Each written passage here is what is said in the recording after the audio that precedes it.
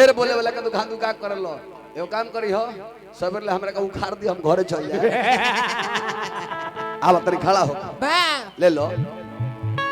बड़ी पुरान ले तू ही भगवान राम तू ही कन्हैया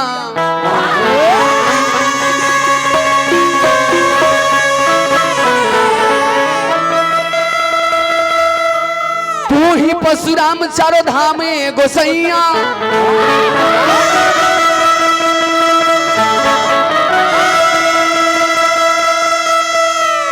अरे छोड़ी के जे पूरा काम नाम जपे आठों जाम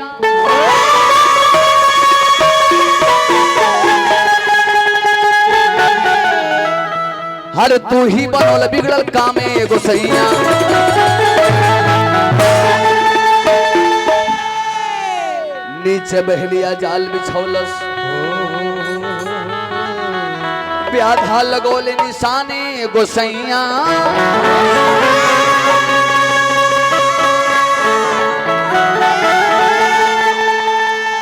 हे भगवान राम लाज के बचाई आ जाओ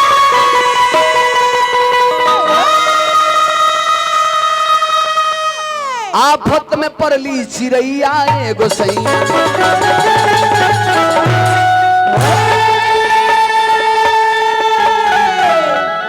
भजन हो का गायत्री बा कह गले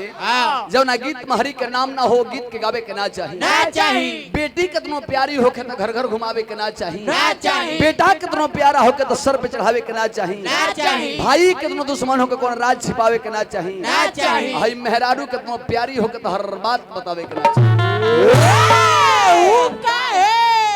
नहीं खा जानो बेटा कमाता विदेश माई हाले ने जानता बाबूजी जानते नहीं अकुल पैसा मौगी एक लगे भेजता ये गांव में बड़ा हाला चल रहा भैया है LIC वाला केहू एजेंट होता हमरा पर खिसियाई मौत इलो दूगो बतिए जानता जी हैं तो 5 लाख मुई हैं तो 10 लाख अब जी अलका बतिया केहू के दिमाग में फिट नहीं के हो अब मुंह अलका बतिया टन दे फिट होते मर जे तो 10 लाख भेटा जाए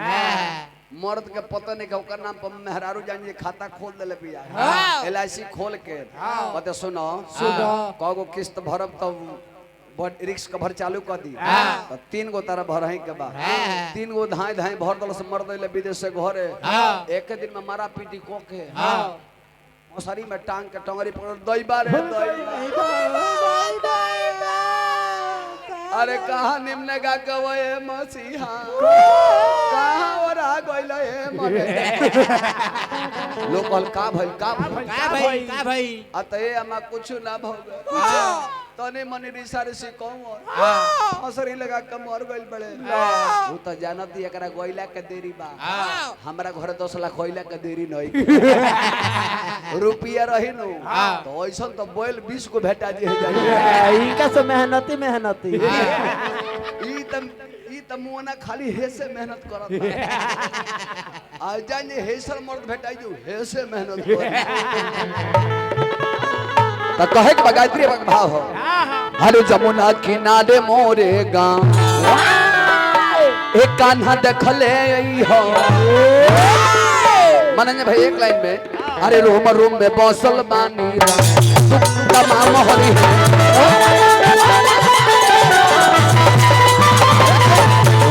रूम में बसल बानी राम तमाम हरी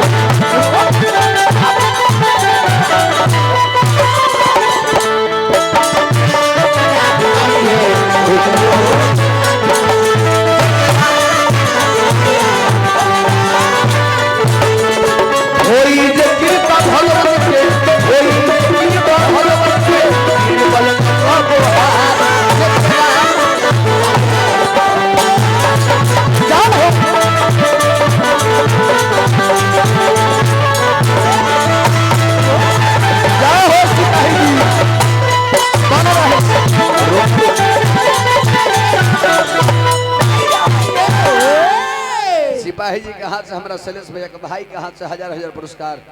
आहा इहन हमनी के भाग्य बाजी हमनियो के सेवा करतनी साथ साथ देश के भी सेवा करल बनी ये हमनी खातिर बड़ भाग्य के बात बा। सिपाही जी खातिर हम कामना करब नारायण से आहा पद प्रतिष्ठा बन रहे राज बन रहे ताज बन रहे बबुआ। हे महाराज भइल का अरे दर्शन देखई है या बरी अरे रहिया खोजेली सबरी दर्शन देखई है या बरी रहिया खोजेली सबरी। अच्छा देखिए जब सभे बैठल बा कितना बढ़िया बात बा। आदरणीय हमारे शंभू राय जी के हैं रंभू राय जी के आइल बा मनंजय राय जी अनिल राय जी जयकर्ता के बा शैलेश राय जी घरे आके शैलेश भैया रउरा समझाई भाई हमारा हमरा समझाई बड़ भाई के ना समझाऊ थे ना ई सब केहू घर ही के बजाय करता घर के व्यास घर के साउंड घर के आई तो बाकी जब फालतू बोलत अपना बाकी जाए दी हमारे भाई ना हम कुछ ना को हमारा तो बात याद पड़ गई चाचा जी हालांकि जात चलल वाली भगवान के आ गइल मियां खलीफा सोने लेवन के बहन लागेली जाए दी लड़की बढ़िया बड़ी बेचारी उन्हों का रोहल ना गइल हो ऊपर बर्दाश्त से बहनी बा सोचली है जाके व्यास के मुड़िए पे बैठे बैठे तले उझिल दी ये हमरो हाजिरी लगी है जा विचार करो राम जी के देश निकाला भाई राज निकाला भाई नु मर्यादा पुरुषोत्तम श्री रामचंद्र जी के तो सबसे पहले शरणागत जाके वो मलाह की है भइले जेकर नाम रहे निषाद रजगो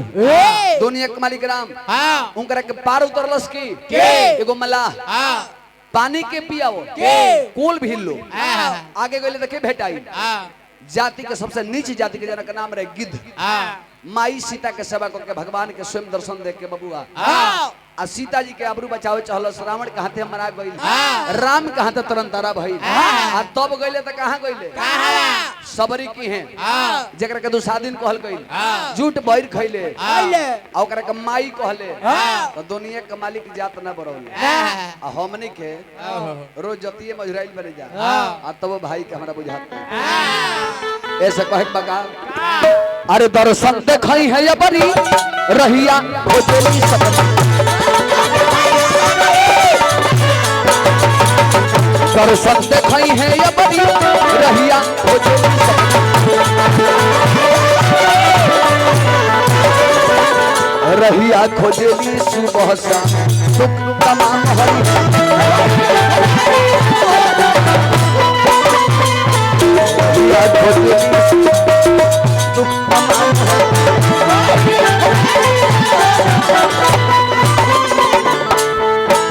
चाहे सीधी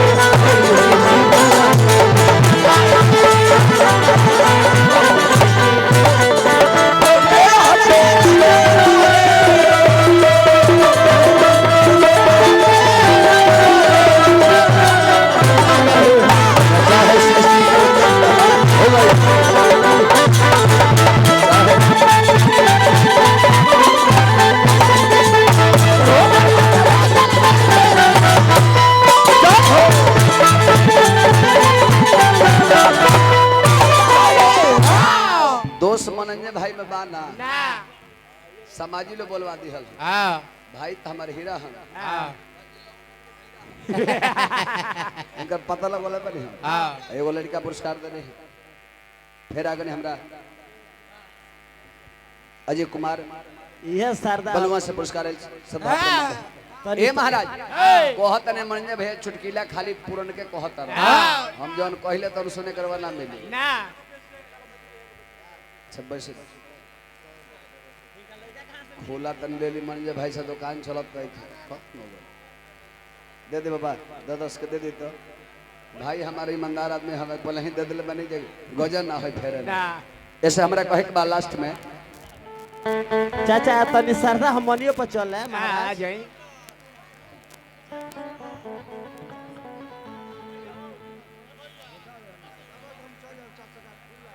अच्छा ठीक फिर हमरा लोथा ब्यासी के चाचा जी हम सुना देते नहीं अबे तू लोग गाँव का होगा लो मिली अबे एक लाइन बोलिए का सुनाते नहीं तने भजन गाओ हाँ हाँ सब अपना जवाब रविंद्र राय जी खिलपुर से पुरस्कार देने श्रद्धा प्रेम बन रहे हैं ए बाबूआ लास्ट में कहे के बका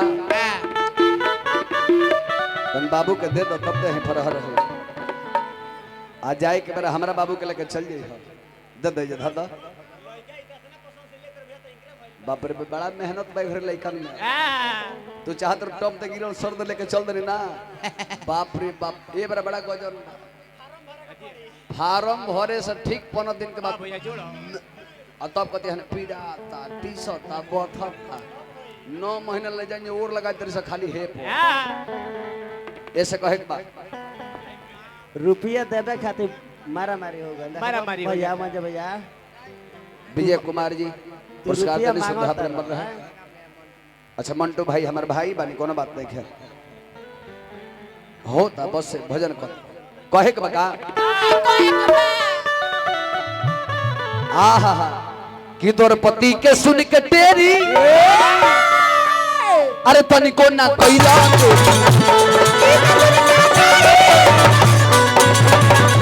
तोर पति के सुन के तेरी तनिको ना कैला अच्छा अपना ही खानदान के नारी के समाज में नंगा कई जात रहे 5 गो पति द्रौपदी के रहे घमंड रहे मन में हाथ में साड़ी धैले रही 5 गो पति बड़े आके हमारा आबरू बचाली हैं समाज में दादा भीष्म कृपाचार्य द्रोणाचार्य सुथामा कंड विकंड दुर्योधन सारा लोग बैठल बा अपना खानदान के नारी के नंगा कई जाता केहू आबरू नहीं के बचावो जब हाथ से साड़ी छूटल कहली हे भैया कन्हैया अइबत इज्जत बाची ना तो ना बाची सड़िया